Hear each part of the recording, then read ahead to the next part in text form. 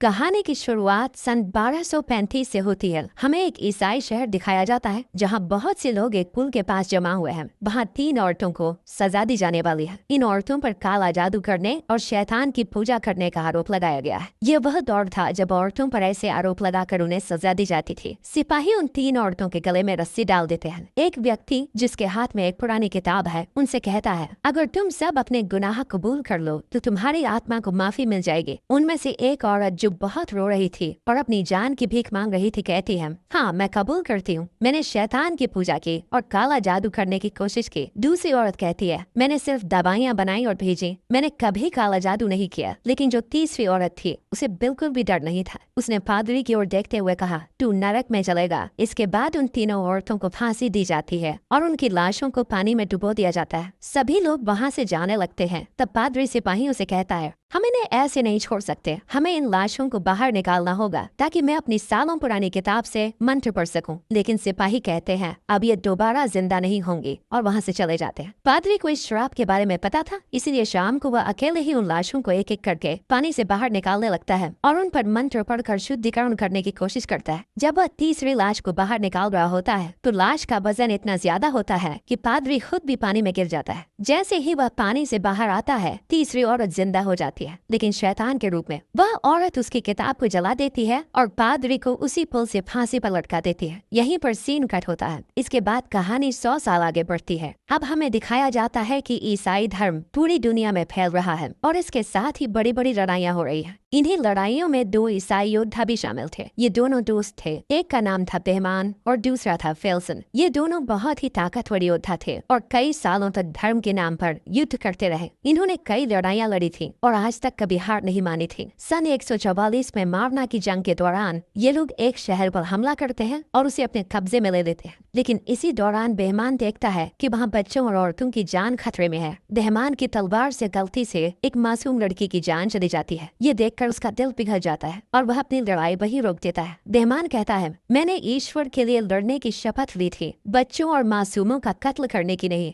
Grand master गुस्से में जवाब देते हैं, तुम वही करोगे जो चर्च की मर्जी होगी। तुम एक मामूली सिपाही हो। ईश्वर की आवाज मेरे कानों में गूंजती है। इस पर बेहमान गुस्से में कहता है, शायद वो ईश्वर की आवाज नहीं है जो आपके कानों में गूंज रही है। बेहमान और फेल्सन चर्च को छोड़ने का फैसला कर लेते हैं। ग्रैंड मास्टर उन्हें धमकी देता है, तुम दोनों ऐसे यहाँ से नहीं जा सकते, तुम्हें अपना वादा पूरा करना होगा। लेकिन कोई भी उन्हें रोक नहीं पाता। दोनों वह जगह छोड़ देते हैं और बागी बन जाते हैं क्योंकि उन्होंने चर्च के नियम तोड़ दिए थे। इसके बाद 1 महीने तक वे अपने लिए कोई नया ठिकाना ढूंढने में लगे रहते हैं। फिर एक दिन जब ये लोग समंदर के किनारे से गुजर रहे थे तो इन्हें कुछ मवेशी बिना चरवाहे के भटकते हुए मिलते हैं। आगे चलकर इन्हें एक घर नजर आता है। जब ये लोग उस घर के अंदर जाते हैं तो वो घर खाली होता है। घर की तलाशी लेने पर इन्हें घर के मालिक का पता चलता है। वहाँ एक औरत बुरी हालत में पड़ी होती है और उसका पति बिस्तर पर मरा हुआ मिलता है। दोनों एक खतरनाक बीमारी के कारण अपनी जान गंवा चुके थे। उनका पूरा शरीर बीमारी की वजह से बिगड़ चुका था। बेहमान और फेल्सन उस घर को जला देते हैं ताकि बीमारी फैलने से रोकी जा सके। रास्ते में फेल्सन बेहमान से पूछता है, हमने तो बहुत कुछ झेला है, लेकिन ऐसी मौत से बचने के लिए इंसान आखिर क्या करे। आगे बढ़ते हुए उन्हें एक बड़ा शहर नजर आता है। फेल्सन कहता है, शायद हमें पकड़ा जा सकता है,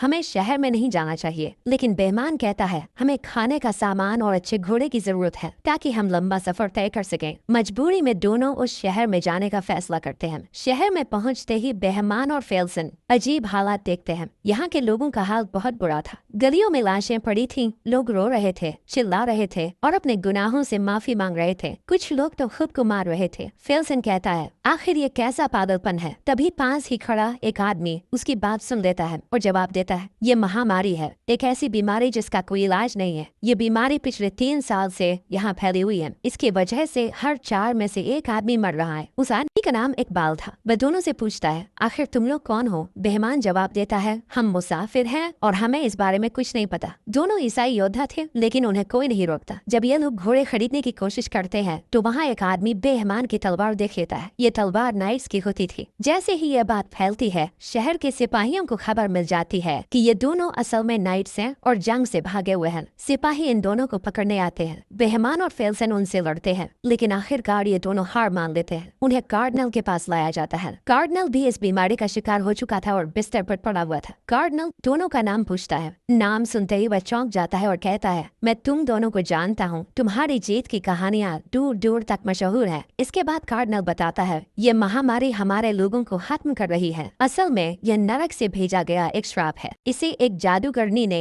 काले जादू से हम पर डाला है। अब वह जादूगरनी पकड़ ली गई है और उसने खुद ही ये माना है। कार्डिनल आगे बताता है, इस श्राप को खत्म करने का एक ही तरीका है, जादूगरनी को सेवर के गिरजाघर ले जाना होगा। वहाँ के सन्यासी ही इस श्राप को खत्म कर सकते हैं। बेहमान पूछता है, मेरा इस सब से क्या लेना देना? कार्डिनल कहता है, ये काम हम नहीं कर सकते, लेकिन अगर तुम मदद करो तो जादूगरनी को सेवर तक ले जाया जा सकता है। क्या तुम चर्च की सेवा करना चाहोगे? बेहमान इस काम को करने से साफ इनकार कर देता है। उसके इनकार के बाद कार्डिनल फेल्सन और बेहमान दोनों को जेल में डाल देता है। उसी काल कोठरी में एक लड़की भी थी। जब ये दोनों उसे देखते हैं तो फेल्सन पूछता है, क्या यही वह चुड़ैल है? बेहमान जवाब देता है, ये तो बिल्कुल वैसी नहीं लगती। रात को बेहमान एक बुरा सपना देखता है जिसमें वह एक मासूम औरत की जान ले रहा था। जब वह आंखें खोलता है तो देखता है कि वह लड़की जो रो रही थी उसकी कमर पर जख्म के निशान थे, जैसे किसी ने उसे बहुत मारा हो। ये देखकर बेहमान का इरादा बदल जाता है। वह चर्च के लिए नहीं बल्कि उस लड़की के लिए इस मिशन पर जाने का फैसला करता है ताकि वह उसकी जान बचा सके। अगले दिन वह प्रीस्ट से मिलते हैं और कहते हैं, हम तुम्हारी मदद करेंगे, लेकिन इस लड़की के साथ इंसाफ होगा और हम पर जो भी इल्जाम लगे हैं उन्हें हटाना होगा। इस यात्रा में उनके साथ एक नामी सैनिक भी शामिल हो जाता है और पादरी भी। पादरी के पास एक नक्शा होता है, लेकिन यह 900 मील का सफर था और पहाड़ियों के बीच से गुजरता था जहाँ गिरजाघर स्थित था। बेहमान और फेल्सन सिर्फ नक्शे पर ही भरोसा नहीं कर सकते, इसलिए वे किसी ऐसे शख्स की तलाश करते हैं जो पहले वहाँ जा चुका हो और वापस भी आ चुका हो, कोई ऐसा जिसे रास्ता याद हो। पादरी उन्हें एक कैद किए गए आदमी के पास ले जाता है जिसे धोखाधड़ी के जुर्म में पकड़कर जेल में डाला गया था। बेहमान उसे एक सौदा करता है, अगर तुम हमें सेवर तक ले जाओ तो तुम्हारे ऊपर लगे इल्जाम खत्म कर दिए जाएंगे। वो इसके लिए तैयार था। अब वे सफर पर थे, साथ में पादरी और एक सैनिक भी थे और रास्ता दिखाने वाला एक आदमी था। सलाहों से बनी एक बग्घी में वे लड़की को ले जाने वाले थे। जब ये लोग उसे लेने के लिए काल कोठरी में जाते हैं तो वह उन पर हमला कर देती है, लेकिन फेल्सन उसे बेहोश कर देता है और फिर उसे लेकर जाते हैं। जैसे ही वे शहर से बाहर निकलते हैं वहाँ के कार्डिनल की भी मौत हो जाती है। चलते चलते वह आदमी जो रास्ता दिखा रहा था लड़की को देख रहा था, तो वह पादरी से पूछता है, क्या ये हमें ही धोखा दे रही है? पादरी उसे समझाता है, अपना ध्यान कहीं और लगाओ, ये तो सिर्फ तुम्हें डराने की कोशिश कर रही है। एकार्ट कहता है, तुमसे कैसे पता कि ये लड़की जादूगरनी है और श्राप देने वाली भी वही है? पादरी कहता है, ये गाँव में मिली थी, ये कुछ ऐसी बातें कर रही थी जिसे कोई भी नहीं समझ पा रहा था, और जैसे ही इसे हमारे शहर में लाया गया 7 दिन बाद महामारी फैल गई। जहाँ से भी ये गुजरी वहाँ का यही हाल हुआ। एकार्ट कहता है, हमारे गांव में किसी लड़की के आने की खबर नहीं सुनी, फिर भी वहाँ महामारी आई है। चलते चलते बेहमान और फेल्सन के बीच भी बातचीत होती है। फेल्सन कहता है, कोई हमारा पीछा कर रहा है। जब वे रुकते हैं तो उसे पकड़ लेते हैं। पादरी कहता है, यह कार्डिनल के यहाँ काम करने वाला एक मुल्जिम है, इसका नाम केया है। बेहमान कहता है, अच्छा यही होगा कि तुम यहाँ से चले जाओ। लेकिन केया कहता है, नहीं, मैं तुम लोगों के साथ जाना चाहता हूँ, तुम सबकी सेवा करना चाहता हूँ,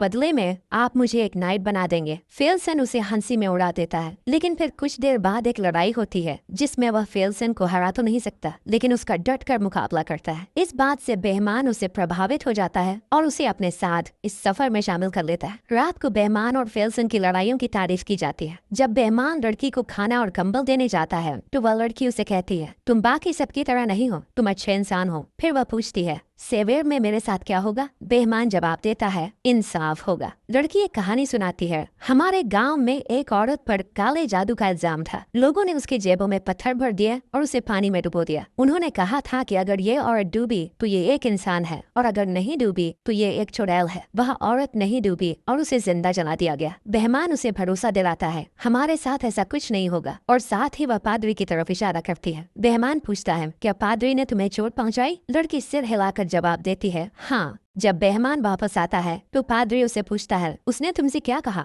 बेहमान कहता है, तुम क्यों जानना चाहते हो? पादरी उसे समझाता है, उससे अपने दिल के राज मत बताना, नहीं उसकी बातों पर विश्वास करो, वह बहुत चालाक है, वह हमें आपस में लड़वा सकती है। फिर रात बिताने के लिए वे जंगल में रुकते हैं। पादरी सबसे कहता है, हमें पहरा देना होगा, तो एकार्ट पहले पहरा देता है। वह उस लड़की की तरफ देख रहा था। कुछ घंटे बाद जब पादरी उसके पास आता है तो एकार्ट कहता है, ये लड़की मुझे मेरी बेटी की तरह लग रही है। ये सुनते ही लड़की उदास हो जाती है। जैसे जैसे ही एखार्ट जाने वाला था, लड़की रोने लगी। वह कहती है, मुझे इस पादरी के साथ अकेला मत छोड़ो। एखार्ट पूछता है, तुम्हें इससे डर क्यों लगता है? लड़की एखार्ट को पकड़ लेती है, उसे बचाने की कोशिश करते हुए। जैसे ही पादरी आगे आता है, लड़की पादरी का हाथ जख्मी कर देती है और उसके गले से चाबी ले लेती है और वहाँ से भाग जाती। ये शोर सुनते ही बेहमान, फेल्सन और के वहाँ पहुँचते हैं। पादरी से पूछते हैं कि क्या हुआ, तो पादरी बताता है कि वह लड़की भाग गई। वे सभी पास के गांव में जाते हैं ताकि उसे पकड़ सके। उस गांव में भी महामारी फैल चुकी थी, वहाँ ज्यादा लोग नहीं थे और जो थे वे बीमार थे। फिर लड़की अपनी शक्तियों का इस्तेमाल करने की कोशिश करती है। जैसे ही एखार्ट को वह अपनी बेटी जैसी लगती है, वह उसकी ओर बढ़ता है तो केय को लगता है कि शायद वह उसे मारने के लिए पड़ रहा है। वह अपनी तलवार आगे करता है और इस वजह से एखार्ट की मौत हो जाती है। ये देख कर केय बहुत घबरा जाता है और बार बार कहता है, ये मैंने क्या कर दिया? ये रुक नहीं रहे थे, मैंने इन्हें बहुत कहा लेकिन वे मुझे मीरा पुकारते हुए बढ़ रहे थे। इसी बीच वह लड़की भी मिल जाती है। वह रोते हुए कहती है, मुझे वापस मत ले जाओ, मुझे वहाँ से भागना पड़ा क्योंकि वह मेरे साथ बुरा करता था। असल में उसका मतलब पादरी की मौत से था और सभी बहुत दुखी थे। अगली सुबह लड़की को वापस बग्घी में कैद कर लिया जाता है और वे फिर से सेवर की ओर अपना सफर शुरू करते हैं। मगर जाने से पहले पादरी बेहमान से कहता है, तुम और बाकी सब लोग अपनी लिखी बातें जादूगरनी के सामने मत करना क्योंकि वह इन बातों का इस्तेमाल हमारे खिलाफ कर सकती है। कल रात एखार्ट अपनी बेटी के बारे में बात कर रहा था और जादूगरनी ने बस सुना। चलते चलते वे लोग रस्सी और लकड़ी के एक पुराने पुल के सामने रुक जाते हैं। एक आदमी कहता है कि वह 9-10 साल पहले यहाँ आया था, तब यह पुल ठीक ठाक स्थिति में था, लेकिन अब यह बहुत कमजोर हो चुका है। इसे पार करना खतरे से खाली नहीं, खासकर जब उनके पास भारी बग्घी हो। फिर भी वे पुल पार करने का फैसला करते हैं और बग्घी को रस्सी से बांधकर धीरे धीरे आगे बढ़ाते हैं। इस दौरान पुल टूटने लगता है और के मरते मरते बचता है, लेकिन लड़की उसकी जान बचा लेती है। किसी तरह वे पुल पार कर लेते हैं, लेकिन जैसे ही वे दूसरी तरफ पहुँचते हैं, पुल पूरी तरह टूट जाता है। पुल पार करने के बाद वे एक खतरनाक जंगल में दाखिल हो जाते हैं, जहाँ रास्ता बिल्कुल भी साफ नहीं दिख रहा था। मजबूरी में वे जंगल में रात बिताने का फैसला करते हैं। रात में बेहमान लड़की के पास जाता है और उसे धन्यवाद देता है कि उसने पुल पर उसकी जान बचाई, लेकिन लड़की ऐसी बातें करने लगती है जिससे बेहमान को उस पर शक होने लगता है। रात के बीच में बेहमान की नींद खुल जाती है क्योंकि वह एक बुरा सपना देख रहा था। जागने पर वह देखता है कि एक आदमी हथियार लेकर बग्घी के पास खड़ा है। बेहमान उसे देखकर चौंक जाता है और वह कहता है, इसकी वजह से हम सब मारे जाएंगे, इसे मार डालो, इससे छुटकारा पाओ, कोई हमें नहीं रोकेगा। तभी फेल्सन वहाँ आता है और उस आदमी के हाथ से हथियार छीन लेता है। उसी समय लड़की उनकी बातें सुन रही होती है। अचानक वह भेड़ियों जैसी आवाजें निकालने लगती है। इससे पहले कि कोई कुछ समझ पाता, भेड़िए उन पर हमला कर देते हैं। भेड़ियों से भागते समय एक मार्ग उनका शिकार बन जाता है और वे उसे बचा नहीं पाते। इस बात से बेहमान बहुत दुखी होता है। अगली सुबह वह लड़की को मारने का फैसला करता है, लेकिन पादरी बीच में आकर कहता है, मैं तुम्हें ऐसा नहीं करने दूंगा। बेहमान उसे दूर धकेल देता है। तभी फेल्सन वहाँ आता है और बेहमान से कहता है, मंजिल पास है, हम ब्रेक पर पहुँच गए हैं। बेहमान अपना इरादा बदल देता है और गिरजाघर की ओर अपना सफर जारी रखता है। रास्ते में फेल्सन कहता है, जब यह सब खत्म हो जाएगा तो मैं उस जगह जाना चाहूंगा जहाँ मेरा जन्म हुआ था। जब वे गिरजाघर पहुँचते हैं तो देखते हैं कि वहाँ के सभी सन्यासी महामारी के कारण मर चुके हैं।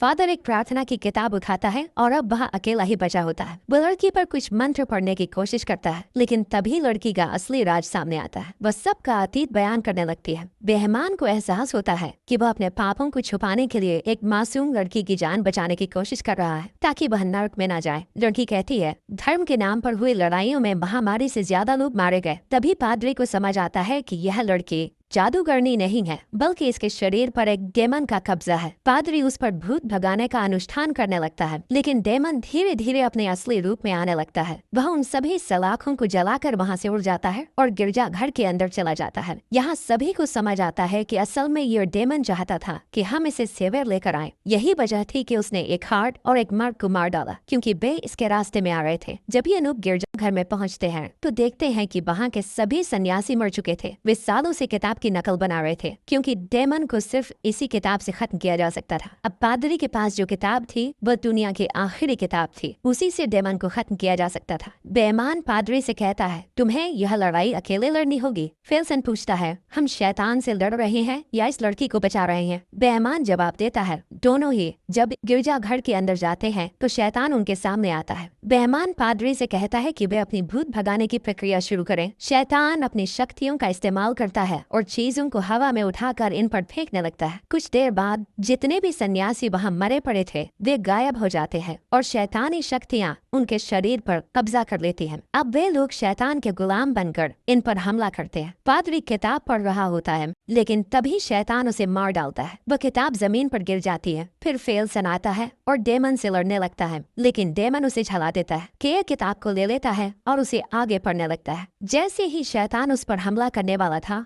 बेहमान आता है और उसे रोकता है। वह उसके दोनों पंख दीवार से लगा देता है। डेमन अपनी शक्तियों का इस्तेमाल करता है और बेहमान को मारने की कोशिश करता है, लेकिन वह हार नहीं मानता। जब मंत्र पूरा होता है तो डेमन नरक में वापस चला जाता है और वह मासूम लड़की अपने असली रूप में आ जाती है। इस लड़ाई में सिर्फ के और वह लड़की बच जाते हैं, बाकी सभी मारे जाते हैं। वे दोनों उन सभी को वहीं दफनाते हैं। फिर लड़की बेहमान और उसके साथियों का शुक्रिया अदा करती है, क्योंकि उन्होंने उसकी जान बचाई और उसे अंधेरे से निकाला। वह के साथ उम्मीद के साथ चली जाती है और यहीं पर इस कहानी का अंत होता है।